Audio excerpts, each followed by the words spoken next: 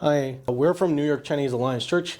My name is Cristobal Tong, and I am the lead English pastor of the English ministry.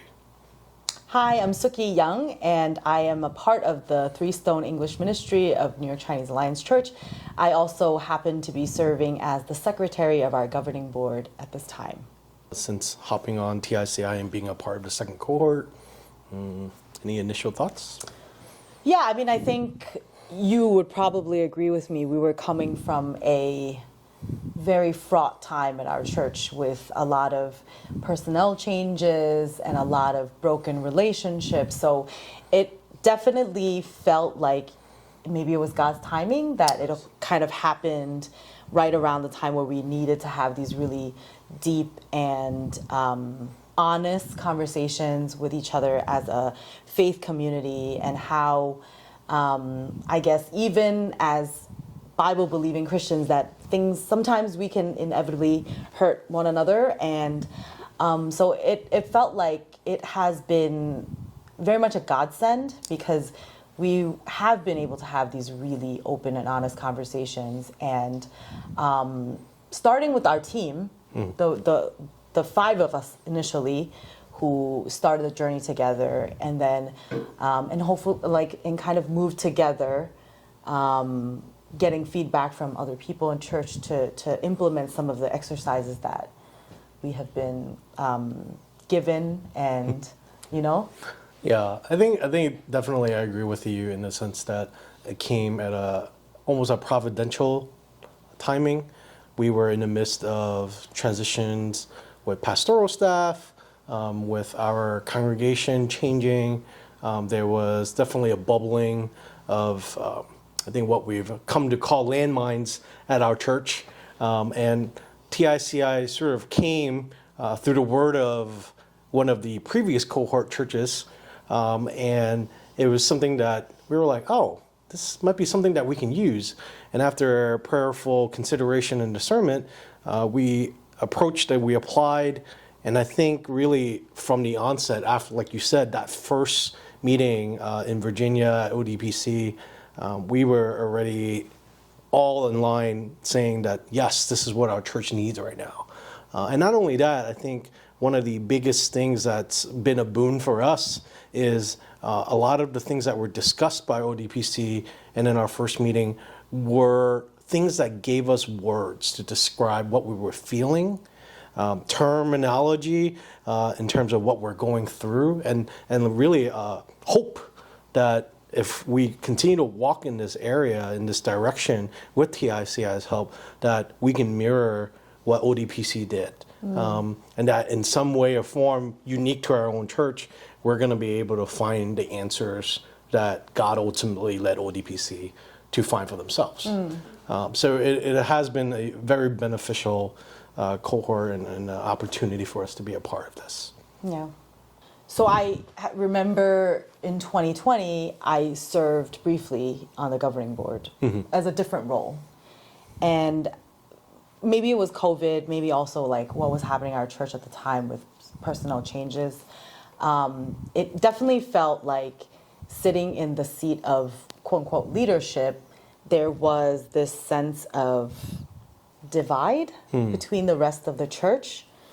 And also maybe like my experience was, it felt like leadership in general at the time at our church was looked very poorly upon. And maybe the nature of what was happening, there were suspicions of each other. And so that was a very fraught time that I remember.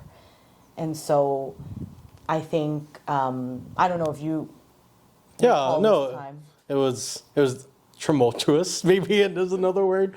It was definitely a season where we were disconnected physically because of COVID, but also I think as a church, the unified piece of that was not there. It wasn't present in the staff. It wasn't present in the congregations.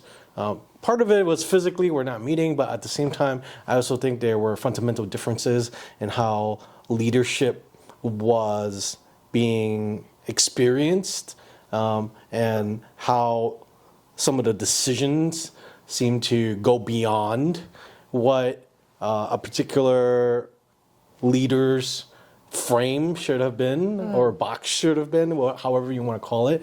And because of that, there were some very adverse reactions and also unfortunate responses from the congregation, from its members, to these decisions and these leadership decisions. And so that really caused a bit of a rift to form really across all of the congregations, and we were in the middle of that. So I think, going back to previously what we were mentioning in that first TICI meeting, in identifying some of our issues, one of the first things was really the leadership structure and how cross-culturally the Chinese congregation has more of a top-down leadership structure, and then the second gen or the English congregation has more of a collaborative across the board structure, and unfortunately these two clash. Yeah. And so because of their clash, it also caused a lot more issues about trust towards specific leaders, and that's where some of these personnel issues came from. Right. I think TICI really helped us identify that. And through the course of working in the assignments and some of the coursework that we did, we were able to pinpoint that as an issue and try to do something about it in bringing together the leaders from the governing board, from our diaconate, and our pastoral staff. And that culminated in one big prayer meeting, sort of like a prayer retreat that we haven't had in years. And even then we wrestled through it a little bit, in that not everyone was on board or sure about what to expect, but one of the highlights was we washed each other's feet. Yeah, that's right.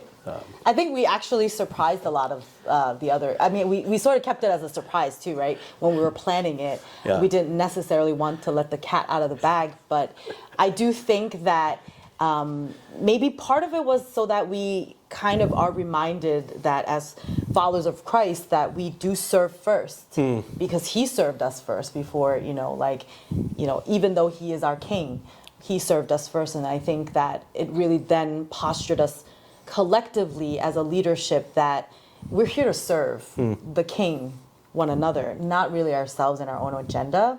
And I think that should, in many ways, cross some of the boundaries and culture, differences, even though they are important. And I think that they are important, but at the same time, we sort of need to have space for all of that. Yeah. I think it definitely touched on some, I wouldn't say like cultural expectations, but definitely some areas of uncomfortability amongst our members, knowing that this was something that we're going to do, whether it's personal or whether it's just shocking. But at the same time, we mirrored what Jesus did to His disciples. And I think because of that, a lot of people were able to step into that space of being uncomfortable, but willing to do it and participate in it. Right. Because I remember there being leaders who are old enough to be my parents. Yes. And at first, showing up, it was like they were kind of guarded because we don't really talk normally at church. But I think after that experience, it genuinely felt like, oh, they were really touched by the entire gathering, and there was more of a sense of like, oh, okay, we're not really here to have a meeting or be a board or whatever it is, but really just to have fellowship first with, our God and then with one another. Amen. I think one of the highlights I remember from that was one of our pastors washed his father's foot. As part of the process, and that caught, I think, everyone off guard, and I don't think they expected it either. But when the opportunity arose, it just came naturally, and that was one of those moments where you don't expect, you don't plan, but God brought it together, and it was a moment of humility, but also a moment of this is the servant heart. This is what we're here for. I think that's our story. Yeah, so I think as we end our time at TICI, with the second cohort concluding with this last learning journey meetup, one of the things that we've been thinking about is where do we go from here? What happens after this? Is this the end of TICI for our church? And I don't think the answer is yes, this is the end, but rather I think it's going to take on a different form. And we've been thinking about this. We've been talking about this. We have heard, and I hopefully, to be able to pick their brains a little bit during this last learning journey of another church that was in the first cohort that have integrated TICI as part of their governance. And they have a separate team with pastoral staff and elders who are actively sort of doing the TICI work post TICI. And I really hope that for us as a church, that we're going to be able to do the same thing, because this is really just we're like scratching the surface. Right. And I think in doing some of the work, not just our monthly meetings, but actually doing and implementing some of the activities in our congregations, I actually see a lot of people who are not part of the team that are very ripe and very excited for this kind of work and this kind of shift in our church. And so I think it's almost like we have to ask them to come and join us more in an official capacity. Maybe not call ourselves the TICI team, but at least to continue this work of bridging the different congregations, bridging the different cultures and generations, so that we are functioning as one family, and that we can grow and continue to flourish and thrive, as part of God's kingdom. Yeah, and I think being in New York, the uniqueness is that there are a lot of immigrant churches, very much like ours, much smaller, with a couple of that's comparable, but they wrestle through the same things, and they have not found a solution.